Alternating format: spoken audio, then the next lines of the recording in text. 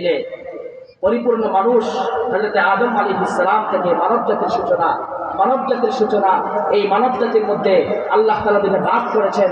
একটা রক্তে মাংস মানুষ হওয়ার পরে আল্লাহ তাআলার কাছে এরা মানুষ নয়, এরা চতুষ্পদ জন্তুর যেটা নির্দিষ্ট আরো কিছু মানুষ, এরা শুধু মানুষ নয়, এরা আশরাফুল মাখলুকাত, এরা শ্রেষ্ঠ জাতি। সুতরাং বোঝা গেল আমরা শ্রেষ্ঠ এবং শ্রেষ্ঠত্ব হওয়ার মানদণ্ড আল্লাহ তাআলার পক্ষ থেকে যে নির্দেশনা, আম্বিয়া এবং রাসূল আলাইহিস সালামের শিক্ষা, এই শিক্ষা ব্যবস্থার মাধ্যমে আমরা শ্রেষ্ঠত্ব অর্জন করেছি। শ্রেষ্ঠত্ব ধরে রাখার জন্য এই শিক্ষা ব্যবস্থা এবং এই শিক্ষার অনুসারী যারা, এদের সংস্পর্শ প্রয়োজন আছে না নাই? সুতরাং এখন নবী নাই, রাসূল নাই, এদের ওয়ারিস যারা, এরা উলামা। আল উলামা ওয়ারাসাতুল আম্বিয়া। আল্লাহর নবী রাহমাতুল লিল আলামিন বলেন, এই দুনিয়ার মধ্যে শ্রেষ্ঠ মানুষ ছিলেন আম্বিয়া এবং রাসূল আলাইহিস সালাম। আম্বিয়া এবং রাসূল আলাইহিস সালাম শ্রেষ্ঠ মানুষ। এই দুনিয়ার মধ্যে এরা মানুষের জন্য কাজ করতেন, এরা ছিলেন বুদ্ধিমান, এরা মানুষের সেবার জন্য কাজ করতেন, এরা জাতির জন্য কাজ করতেন, এরা মানুষের সেবার জন্য কাজ করতেন। নবীদের পরে নবীদের ওয়ারিস উলামায়ে কেরাম। সুতরাং নবীর মর্যাদা, এই নবীর মর্যাদা বুঝে থাকলে বুঝতে পারবো নবীর প্রতিনিধি উলামায়ে কেরাম যারা, তাদের মর্যাদা কতটুকু এবং তারা কি ধরনের কাজ করেন, তাদের কাজ কি। এই উলামায়ে কেরামের কাজ নবীওয়ালা কাজ, এই উলামায়ে কেরামের কাজ সাহাবাওয়ালা কাজ, এই উলামায়ে কেরামের কাজ তাবেঈনের কাজ, এই উলামায়ে কেরামের কাজ তবে তাবেঈনের কাজ।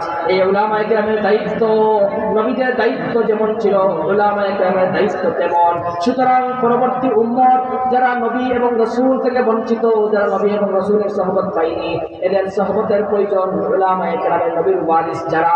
সুতরাং নবীর ওয়ারিস উলামায়ে কেরাম, এদের সম্মান এবং মর্যাদা আল্লাহর নবী রাহমাতুল লিল আলামিন বলেন, আমার ওয়ারিস আমার উলামায়ে কেরাম। সুতরাং নবীর প্রতিনিধিত্ব করবেন উলামায়ে কেরাম, আর উলামায়ে কেরাম নির্দেশনা দিবেন নবীর শিক্ষা সিলেবাস এবং নবীর নির্দেশনা অনুযায়ী। সুতরাং আমরা সাধারণ মানুষ যারা আছি, আমাদের উচিত হলো, আমাদের প্রয়োজন হলো নবীর প্রতিনিধি উলামায়ে কেরামের শ্রেষ্ঠত্ব এবং সম্মান বুঝে তাদের নির্দেশনা এবং তাদের পরামর্শ অনুযায়ী জীবনযাপন করা।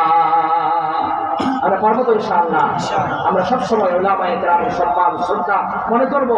এরা নবীর ওয়ারিস, নবীর ওয়ারিস ইলমের ওয়ারিস, নবীর ওয়ারিস, নবীর ইলমের ওয়ারিস। উত্তরাধিকার কোনো সম্পদের উত্তরাধিকার নয়, কোনো নেতৃত্বের উত্তরাধিকার নয়, এটা হচ্ছে ইলমের ওয়ারিস। এই ইলম বিস্তার করার জন্য আজকে এই মাহফিল। উলামায়ে কেরাম এই মানুষের দ্বারা কাজ করতেছেন ইলমের এবং মানুষের জৈবিক, মানুষের এই জাগতিক প্রয়োজন, মানুষের পরকালীন প্রয়োজন পূরণের জন্য আল্লাহ তাআলা আমাদেরকে আজকে এই তাফসীর কমিটি থেকে উলামায়ে কেরামের ইজ্জত সম্মান বুঝে মানুষের শ্রেষ্ঠত্ব ধরে রাখার জন্য উলামায়ে কেরামের প্রয়োজন আছে, প্রয়োজন থাকবে, কিয়ামত পর্যন্ত আছে।